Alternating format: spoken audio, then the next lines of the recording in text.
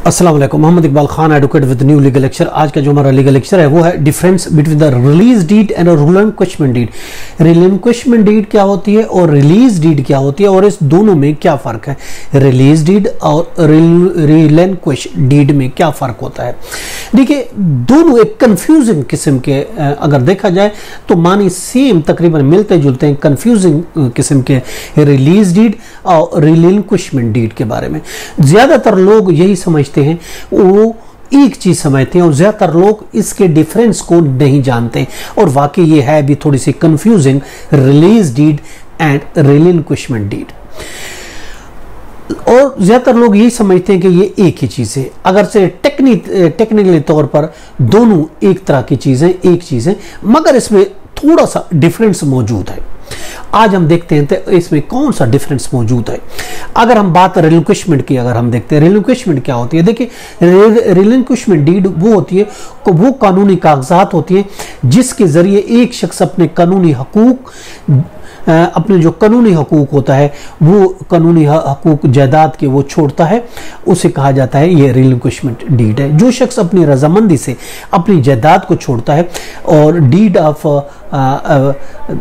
जो रिलिंक्विशमेंट डीड बनाता है और एक लीगल प्रोसेस है, यानी एक प्रॉपर्टी है वो एक इनहेरिटेंस प्रॉपर्टी है और उसमें 3-4 लोग मौजूद हैं और उसमें से एक अपना हिस्सा रिलिंक्विशमेंट कर देते हैं अपने दूसरे लीगल हेज के नाम, तो वो रिलिंक्विशमेंट डीड तैयार की जाती है। पुरानी अगर जिम्मेदारी से रिलीज होने के लिए, जो पुरानी किस्म की जिम्मेदारी थी उससे रिलीज होने के लिए, एक रिलीज को इनिशिएट करने के लिए एक रिलीज अगर डीड बनाते हैं तो वो कहा जाएगा रिलीज डीड।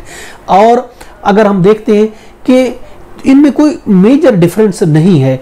जब कोई विल की बिना पर कोई विल छोड़ के या विल के बगैर कोई उसकी डेथ होती है, 2 बेटे तो उनमें से एक किसी भी वजह से अपना हिस्सा छोड़ देता है तो उसके लिए रिलिंक्विश डीड तैयार की जाएगी।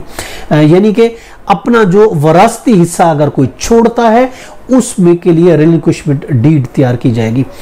और अगर कोई इसी तरीके से फैमिली है, कोई डिसीज की फैमिली है, उसमें 4-5-6 बहन भाई है, उनमें से कोई एक अगर ऐसा छोड़ेगा तो हम रिलिंक्विशमेंट डीड तैयार करेंगे। और इसी तरीके से एक अगर प्रॉपर्टी है, अगर हम रिलीज की अगर हम बात करते हैं, रिलीज डीड जो है किसी भी 2 पार्टियों के दरमियान हो सकता है जो कि खालिस्तान इंटरेस्टेड हो, एक साथ हो पार्टी, एक जगह एक सेम पार्टी प्रॉपर्टी में 2 हिस्सेदार अगर होते हैं, चाहे वो फैमिली मेंबर हों, चाहे वो दोस्त हों या कोई और हों, तो वो अगर एक हिस्सा जो है वो दूसरे को ट्रांसफर करता है तो उसको रिलीज डीड कहा जाएगा।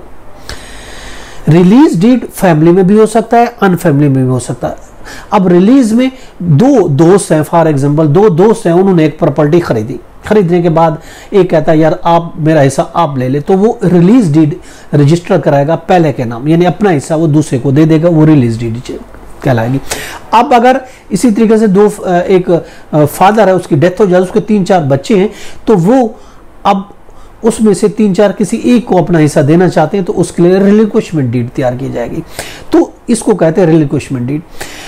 अब रिलीज में दोनों पार्टियों का ऑफ कोर्स कॉपरेशन होना जरूरी है, 2 इस चीज के लिए राजी होंगे, चाहे वो 2 भाई हो सकते हैं, 2 दोस्त भी हो सकते हैं। अब दोनों की रजिस्ट्रेशन जरूरी है, चाहे रिलीज डीड है उसकी एक स्टैंप ड्यूटी लगेगी, रजिस्ट्रेशन एक्ट के तहत उसकी रजिस्ट्रेशन होगी रजिस्ट्रार के पास। अब कंपल्सरी रजिस्ट्रेशन अंडर सेक्शन 17 के तहत उनकी रजिस्ट्रेशन जरूरी है, चाहे वो रिलीज डीड हो चाहे वो रिलिंक्विशमेंट डीड हो, उन दोनों के रजिस्ट्रेशन जरूरी है। ये था आज का lecture, difference between the release deed and relinquishment deed. इजाजत, फिर मिलेंगे, अल्लाह हाफिज।